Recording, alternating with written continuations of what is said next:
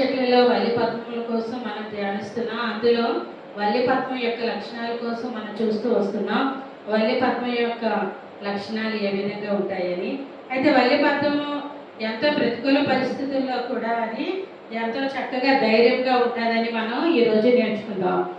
ఈ లోకంలో ఎన్నో నిందలు, ఎన్నో అవమానాలు కలుగుతూ ఉంటాయి.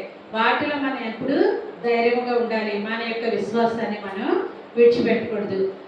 యేసుక్రీస్తు వారు కూడా ఆయన ఏ నేరం చేయనప్పటికీ అనేక విధాలుగా నిందలు మోపారు, ఎంతగానో అవమానపరిచారు, ఎంతగానో యేసుని ద్వేషించారు. అయినప్పటికీ కూడా నోరు తెరవక, బదులు పలకక, వాటన్నిటిలో స్థిరంగా మౌనంగా ఉండి వాటన్నిటినీ కూడా ఆయన జయించగలిగినారు. కాబట్టి వాటన్నిటిని కూడా రూపుమాపే శక్తి, సామర్థ్యాలు ఆయన పొందుకున్నారని, అదేవిధంగా ఆయన వల్ల మనం కూడా ఉండాలని మనం నేర్చుకోగలుగుతున్నాం. ఈ నిందలు, అవమానాలు ఇవన్నీ కూడా మన యొక్క విశ్వాస జీవితంలో బలపడడానికి వస్తుంటాయి. అంతేకాని అటువంటి పరిస్థితుల్లో మనం ఇప్పుడు కూడా కృంగిపోకూడదు. ఆ విశ్వాసాన్ని మనం కాపాడుకున్నట్లయితే మనం ఎప్పుడు విధేయత కలిగి ఉంటాం.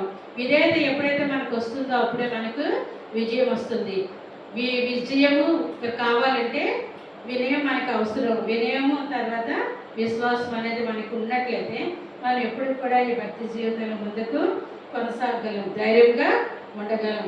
శద్రకు, మేషకు, అభేద్నెగో ఉన్నారు కదా, వాళ్ళు అగ్నిగుండంలో ధైర్యంగా ఉన్నారు కాబట్టి వారు గొప్ప విజయాన్ని పొందుకోగలిగారు. దానియేలు సింహం బోన్లో ధైర్యంగా ఉన్నాడు కాబట్టి దేవుడు దానియేలును ఎంతగానో హెచ్చించినట్లు మనం చూడగలం.